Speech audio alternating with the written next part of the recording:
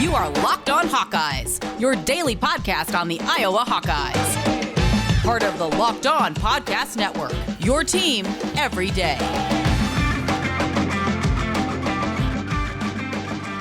Welcome back, Hawkeye Nation, to a Thursday morning episode of the Locked On Hawkeyes podcast, your daily podcast covering your Iowa Hawkeyes on the Locked On Sports Network. As always, I am your host, Andrew Wade, and today's episode is brought to you by RockAuto.com. Amazing selection, reliably low prices, all the parts your car will ever need. Visit RockAuto.com and tell them Locked On sent you. And on today's show, we are going to be talking about the Alliance. Yes, I know it's a pretty dumb name. Yes, I know they didn't give a lot of information, but it does have an impact, and we're going to be talking about that on today's show. If we have time towards the end, I want to break down some news about Nebraska and also Northwestern.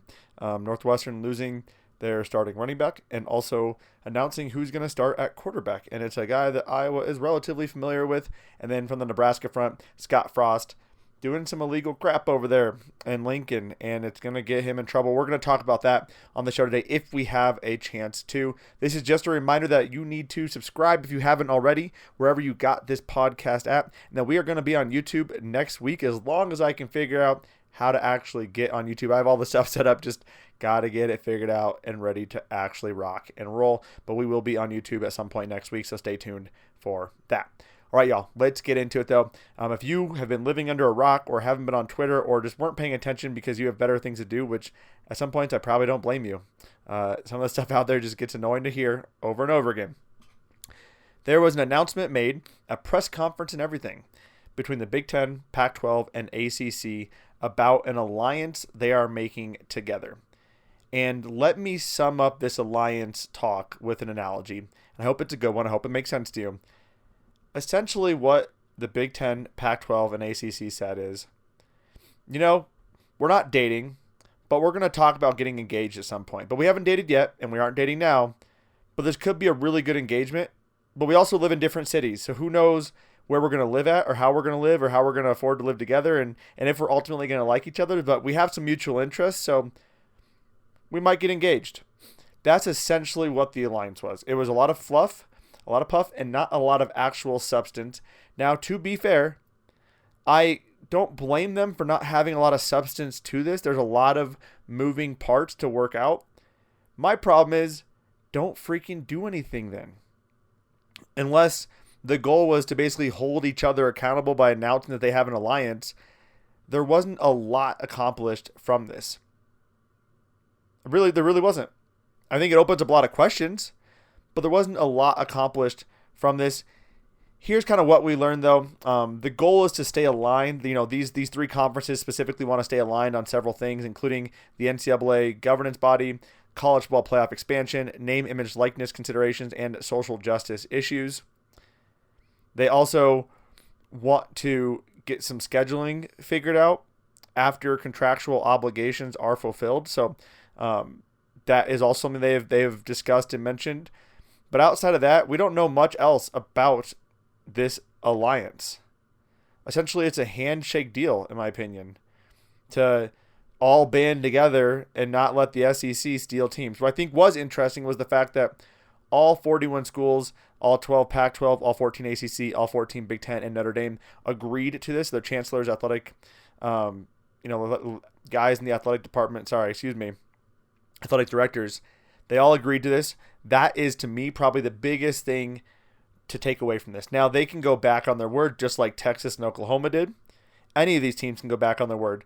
But right now, to me, it is good to see a unified front saying we are going to try to figure this out a different way than battle each other and cannibalize each other's conferences.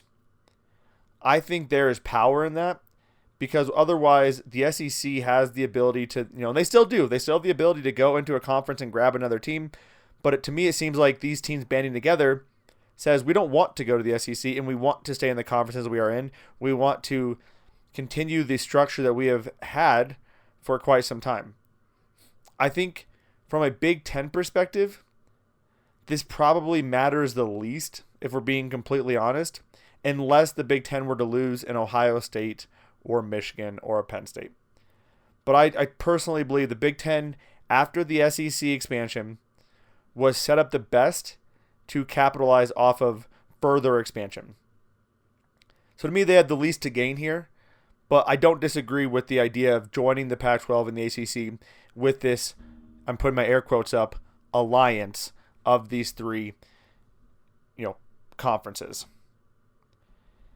Again, there is a lot to figure out with this. I think several questions. What does this mean for Iowa? What does scheduling mean? What does this do to the Big 12? And what do I feel like this could actually benefit? Now, I mentioned they mentioned the NCAA, college football playoff expansion, name, image, likeness considerations, etc.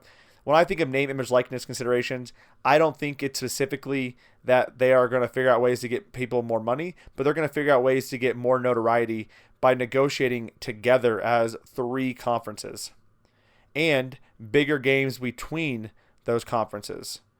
So no longer is Iowa going to be playing only Big Ten schools, Iowa State and two cupcakes. They might play Oregon. They might play USC. They might have a road trip to Arizona. There's a lot of options on this table that gets all of these schools more exposure across the country, gets these players more exposure across the country. And probably the Pac-12, in my opinion, benefits arguably the most out of this because they will be able to go and play teams in other time zones where they're going to be on different wavelengths from a channel perspective and timing perspective. The other thing to note is that the Pac-12 and Big Ten TV deals are up in 3 years. The ACC is not up till 2036, but there still is some value in this banding together to possibly get better negotiating deals as well and get better TV rights, as a lot of people are going to want to grab the SEC. But what I think what people are not realizing is that outside of SEC country, people love their teams, right? Like, I'm a huge Iowa fan. I love watching Big Ten football. I'll occasionally watch SEC football. The SEC is not the end-all, be-all of college football. It's good football. It's fun to watch when it's on, but I don't sit there and seek it out. And although it may seem like I'm in the minority, I am actually in the majority. And that will benefit the Pac-12, ACC, and the Big Ten as they try to negotiate TV deals as well. The other thing I think as far as the guessing game goes, I don't think this impacts the SEC much. It does kind of put a small kibosh on them trying to essentially destroy the NCAA. Now, I'm not saying that was the intended plan. I'm just making assumptions here or guesses. But to me, the SEC trying to expand, the rumors coming out that they were targeting Ohio State and Clemson and those other schools, to me, that was their attempt to say, we are the end-all, be-all, and we don't care who we destroy in the process. Almost like Thanos in the Avengers. The Big Ten, ACC, and Pac-12 are the Avengers. Thanos is the SEC. Unfortunately, where that leaves the Big 12 is not a superhero at all. We're going to talk a little bit about that on segment 2 of the show and talk a little bit about Iowa, who they could play, who I think would be a lot of fun, and then just quickly go on a rant about how Kevin Warren is a terrible commissioner. That is all coming up on segment 2 and possibly segment 3. If we get through everything by the end of segment 2, we'll get into some of the Northwestern and Nebraska talk. So stay tuned for that coming up here in just a few short moments. I do want to tell you about rockauto.com because this episode is brought to you by them. Rockauto.com is a family-owned business serving auto parts customers online for over 20 years. With the ever-increasing numbers of makes and models, it is now impossible for your local chain auto parts store to stock all the parts you need. Why endure often pointless or seemingly intimidating questioning and wait while the person behind the counter orders the parts on their computer, choosing the only brand their warehouse happens to carry? You have the computer. Why don't you go to rockauto.com at home, save some money, and save some time? I personally saved 30 minutes of driving time and dealing with a representative in person, and saved $50 when I bought 2 engine air filters. They were delivered directly to my door. Only took me 5 minutes to search the website and find both those parts for my needs. Go to rockauto.com right now and see all the parts available for your car or truck. Write Locked On in their How Did You Hear About Us box so they know we sent you. Amazing selection, reliably low prices, all the parts your car will ever need. rockauto.com. All right, y'all, we are back for segment 2 of the Locked On Hawkeyes podcast, your daily podcast covering your Iowa Hawkeyes on the Locked On Sports Network, free everywhere you get podcasts at, and free on YouTube as well. As we took a break, I did mention that I wanted to talk about the Big 12 a little bit and Iowa. Let's start with Iowa. This opens up a lot of possibilities from a scheduling perspective. So they mentioned that contractual obligations need to be fulfilled first. Some of these games are scheduled out 10 years in advance, though. What I think would be interesting is imagine like a round-robin preseason basketball tournament with the top teams. A multi-team tournament between the ACC, Pac-12, and Big Ten. How fun would that be? Basketball-wise, that would be an absolute blast. You already have the ACC Big Ten Challenge. Imagine doing a Pac-12 Big Ten Challenge, but again, doing some sort of multi-tournament team between those three conferences, really solidifying some of the best basketball teams in the nation getting to play each other. Imagine a tournament with UNC and Duke and Syracuse and a good Iowa and Ohio State, maybe Wisconsin. You know, some of the top Big Ten schools. Then you go to Pac-12, you get USC, Oregon. I mean, UCLA, what a blast that would be to see some sort of multi-team tournament with those schools. Talk about stepping up and playing tough schedule. That would be it. From a football perspective, it'll be interesting to see how the conferences handle this because the Big Ten currently has 9 conference games. The Pac-12 also has 9 conference games. To then add in a game in the ACC and a game in the Pac-12 would make that very difficult. If they were to do that, Iowa would essentially, at this point, play Iowa State, an ACC team, a Pac-12 team, and then their 9 conference games. I expect to see that change if they do want to truly go headfirst into a scheduling alliance between these teams.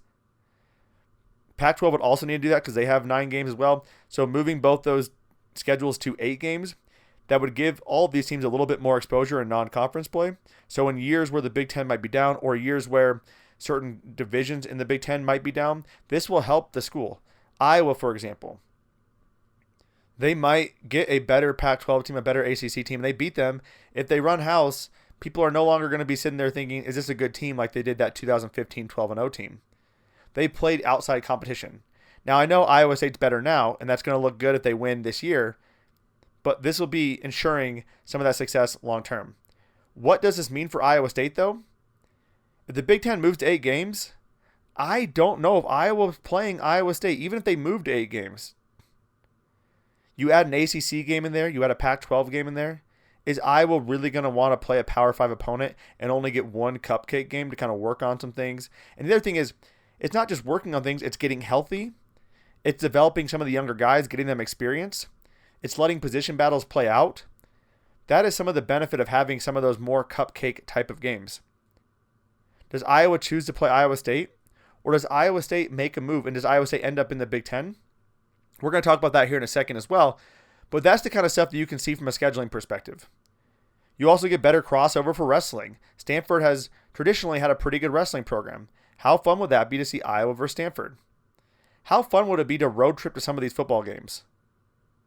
USC, Oregon, a trip in Boulder, Arizona State, North Carolina. I mean, those type of games, those type of contests would be so much fun from a fan perspective. Iowa fans would eat that stuff alive. We would love that. We would absolutely love that, to be able to do that.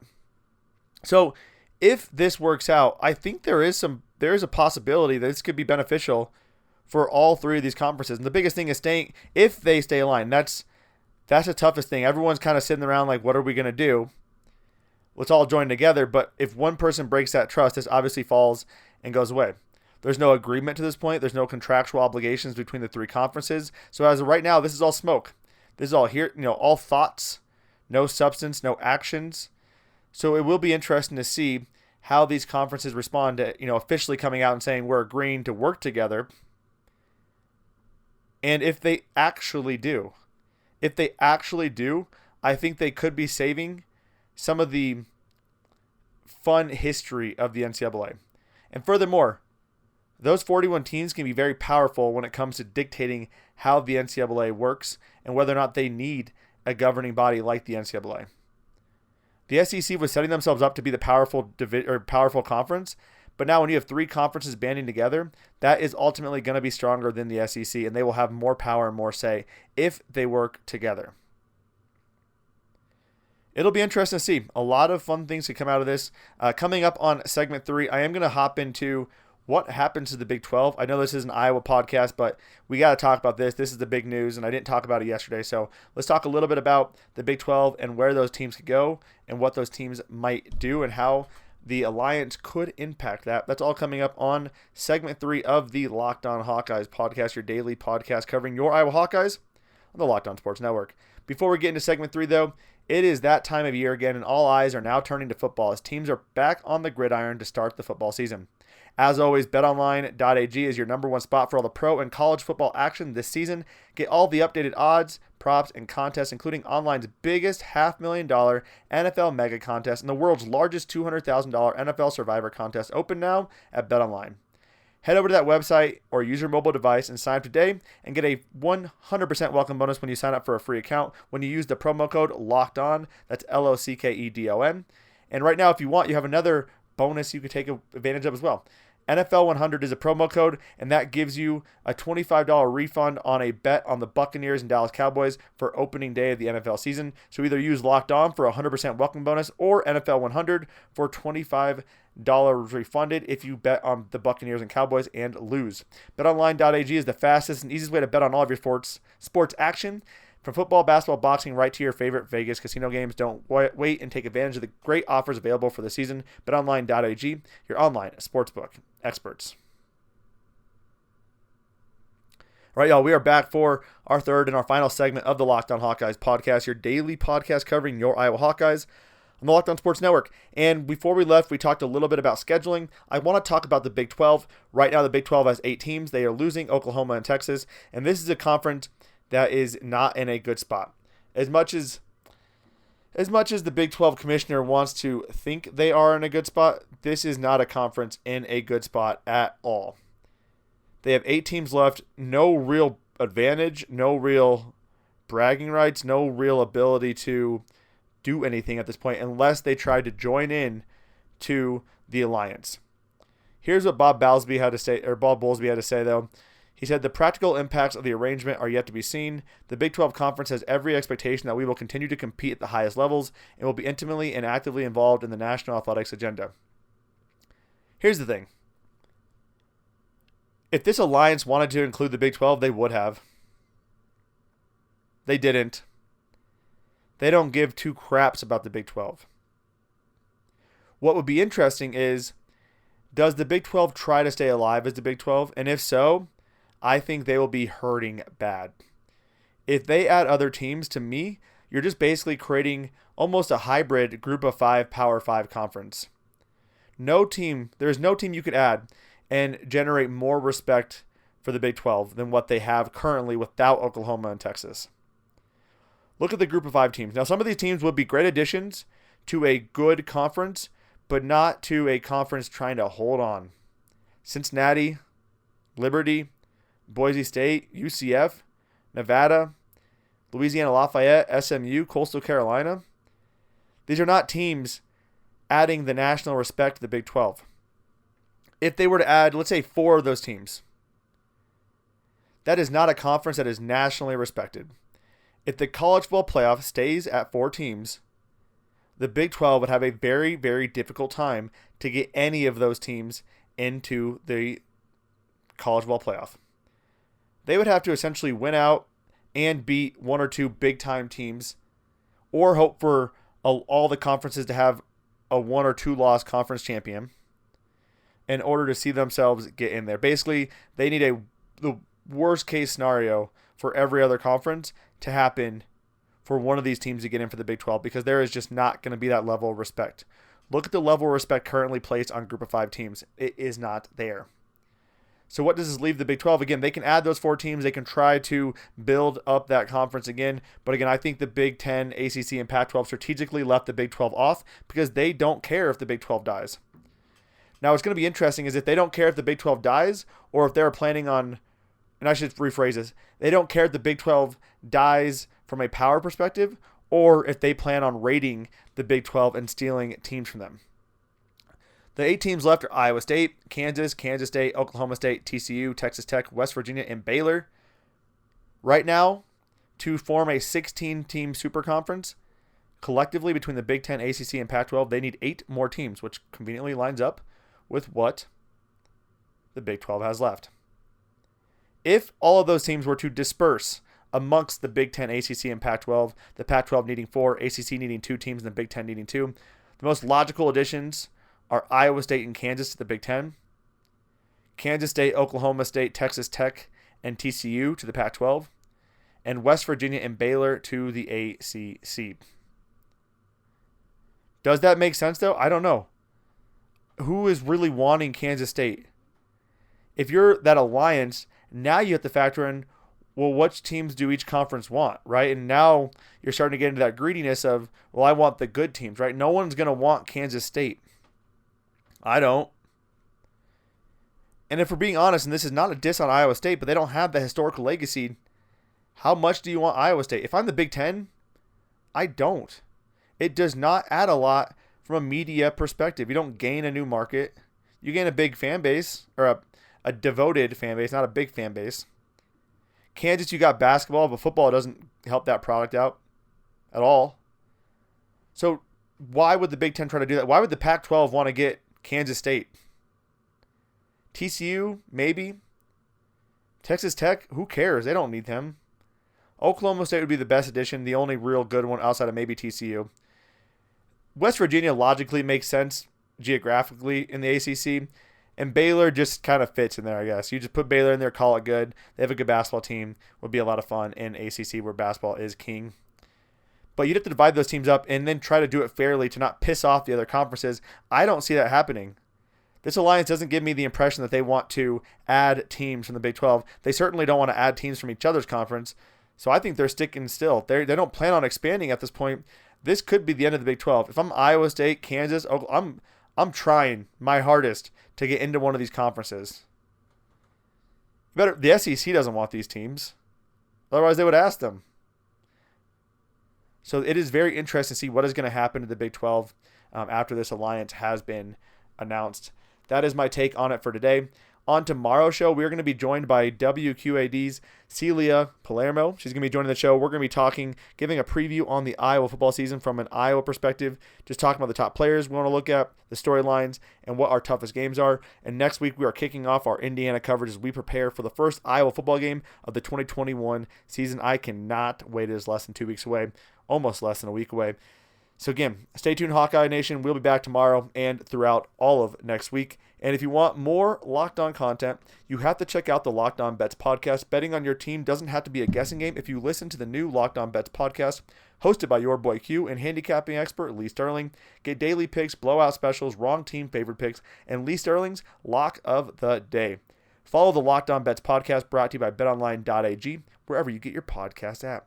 And that does do it for our show today. Make sure to follow us on Facebook, Twitter, and Instagram. Also, make sure to subscribe if you haven't already. And if you love the show, I would really appreciate a 5-star review, letting us know why you love the show. If you didn't like it, let us know that as well. But please, if you want to, give us that 5-star review. And again, have a fantastic Thursday, Hawkeye Nation. I appreciate you all out there. Appreciate the love and the listenership. Have a phenomenal Thursday, and let's go Hawks.